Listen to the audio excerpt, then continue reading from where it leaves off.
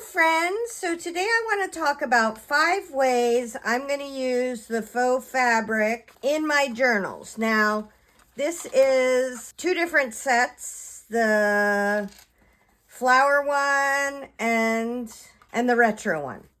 So first off, for me, the easiest way is to just cut it out and use it as a banner or a background, right?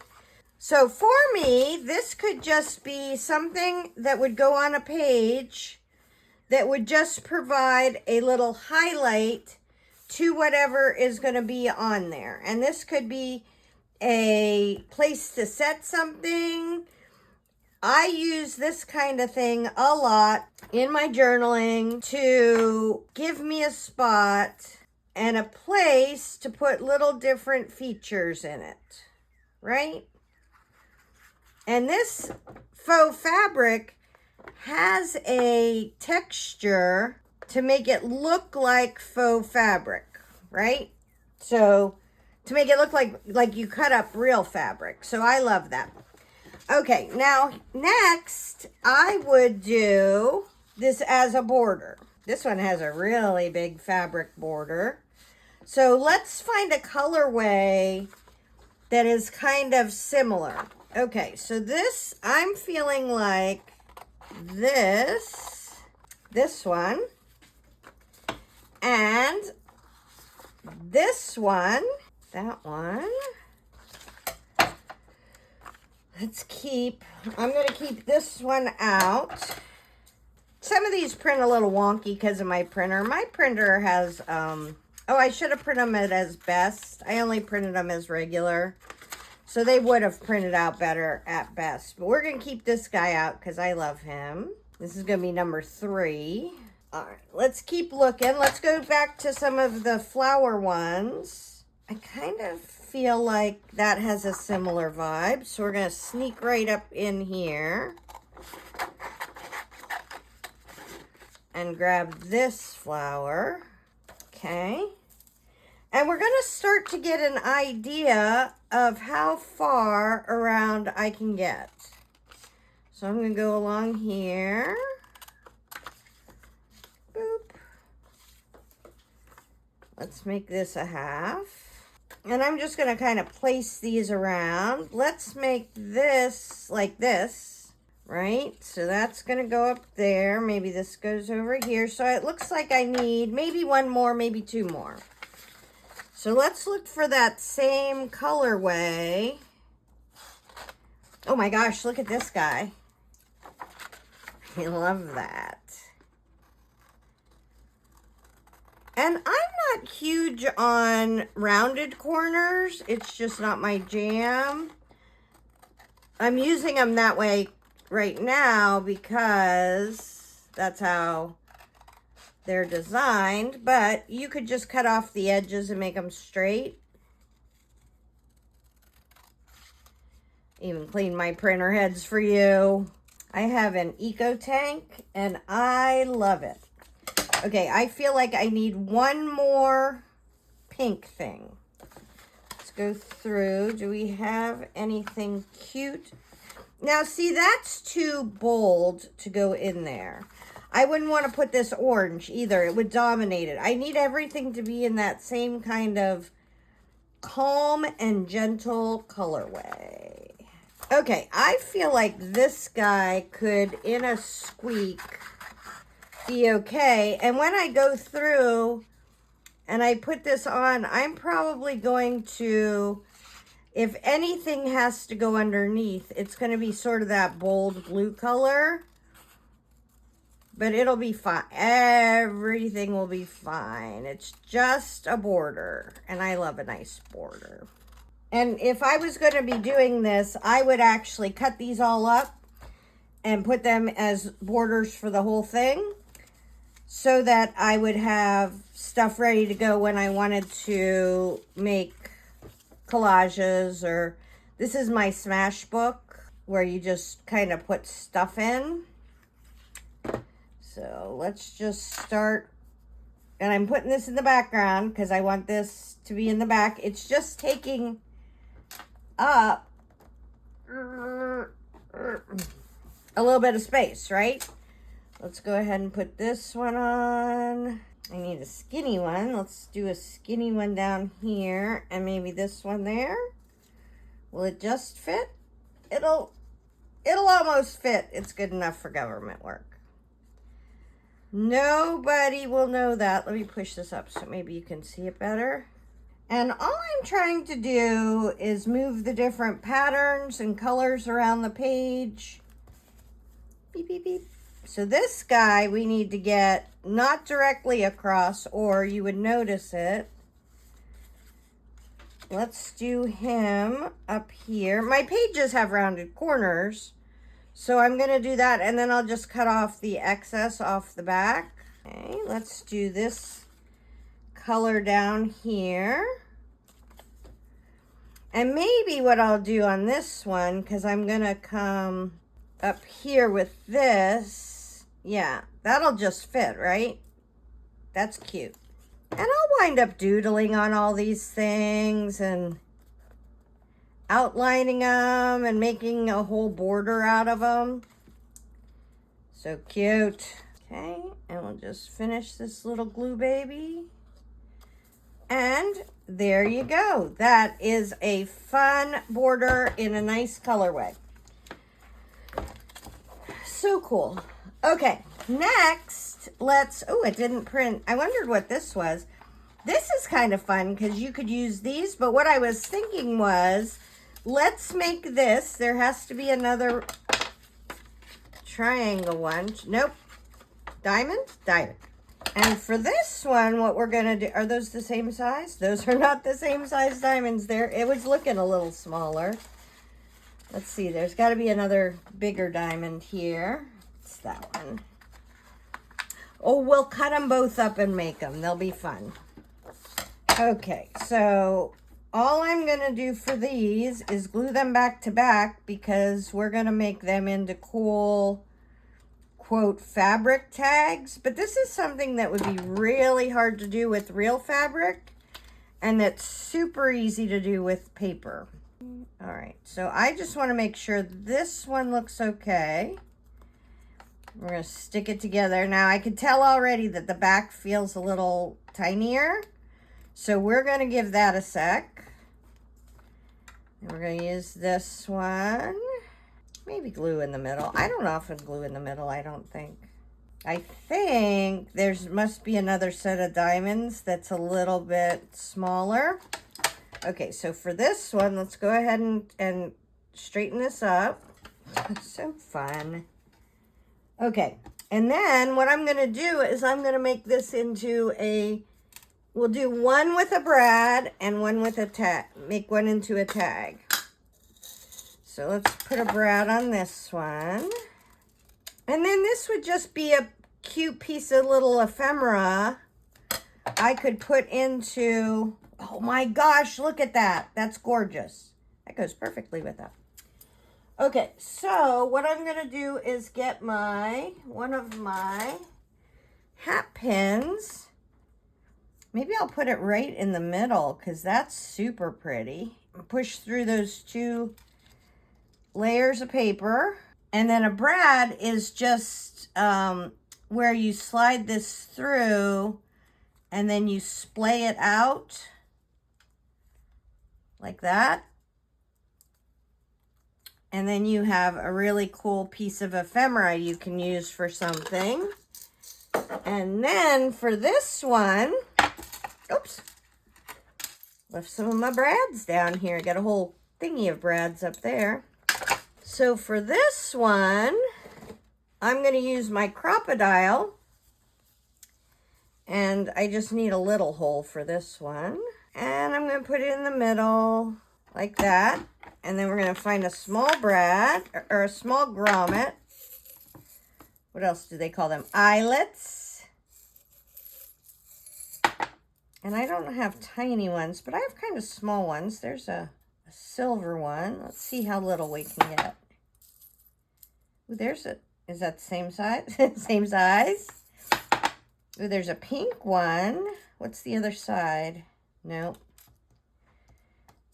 If it was orange, maybe we have an orange one. I think I'm going to go with the silver one, the little baby silver one on the blue side, because the other side isn't, I like the other side better. What does this side look like? Do we want, yeah, silver will be fine on that one. So what we're going to do is, and you want to make a hole first because you have to break the tension of the paper, or you could really wind up hurting your faux fabric paper. And I'm just trying to get to where I can feel it in the hole.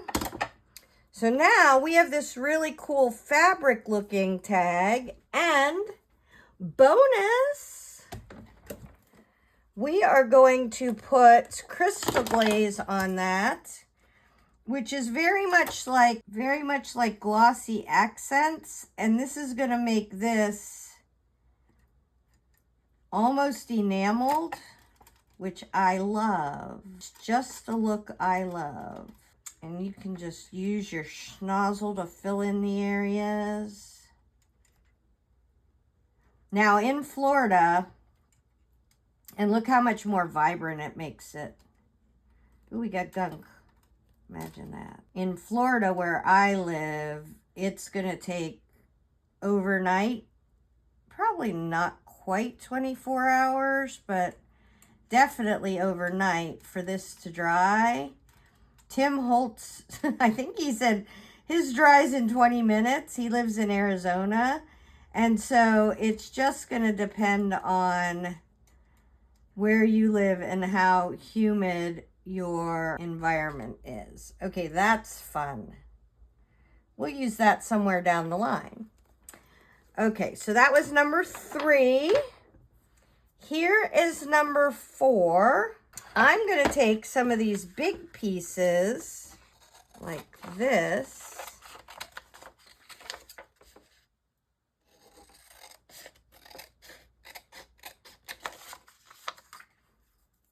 And make them into ribbons because they're fabric, right? So all you have to do is beat them up a little bit. You could roll them or fold them in half. I think I'm going to fold this piece in half, which is not going to be easy because I cut it very skinny.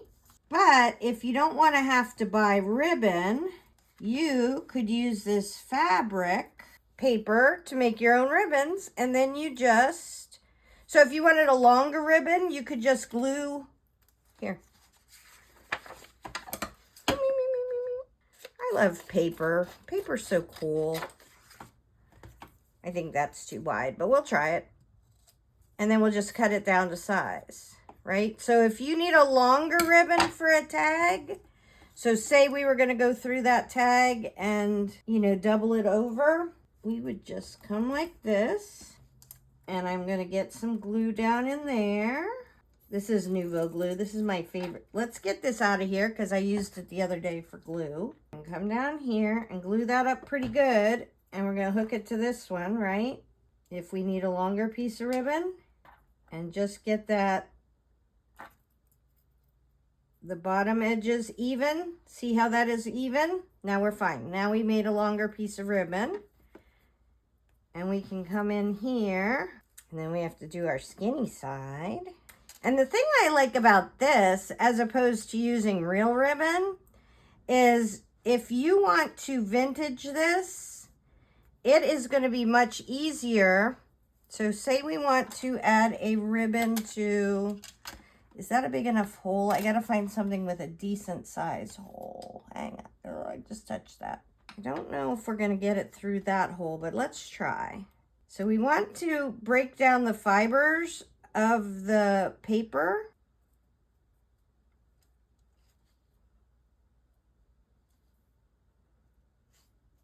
There we go. Not quite.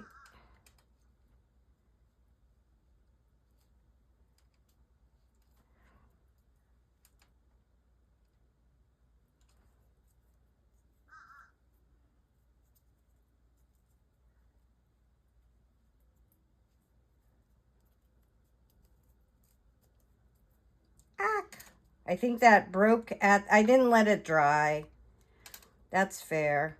So you would want to leave it dry, the glue to dry. Yeah, it's just coming apart because of the glue. But as you can see, it's actually ribbon-like, especially if you break the fibers. And it's super good in a pinch if you have paper, but not ribbon. So for sure, let it dry, but then it would work just fine.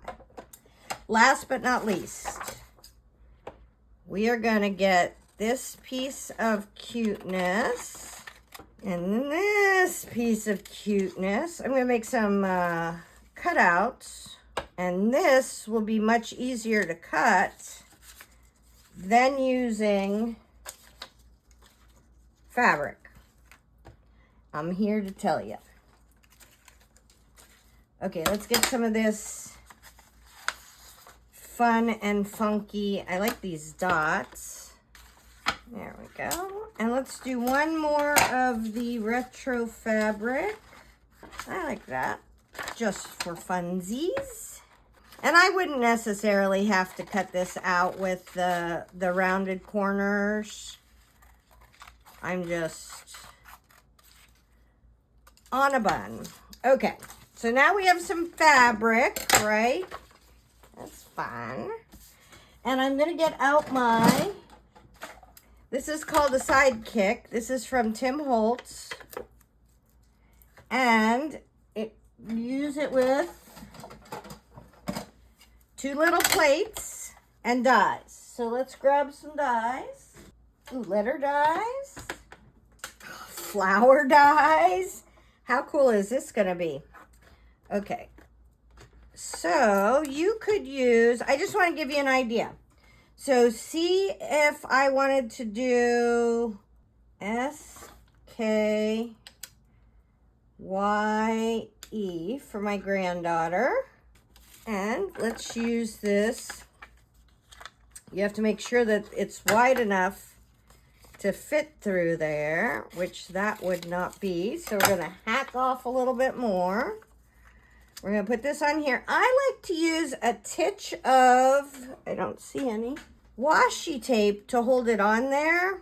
You can washi tape the dies. You can washi tape the paper.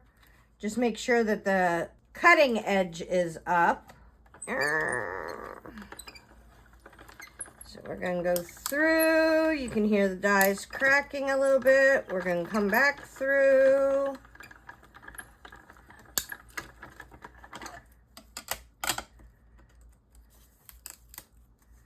And if you were careful and you put it in the right order, you would be able to pull out and use the reverse of it. But look at how pretty that is. SKYE, sky. And that is just, to me, a fun way to use it. You've printed them out, especially if, say, you don't have somewhere specific you're thinking about using them. That's a great way to use them. Let's put this back. And now let's get out some flowers. I don't know if any of these are long enough to do the flowers. So let's pick this flower. Okay, so I need like a little corner of this.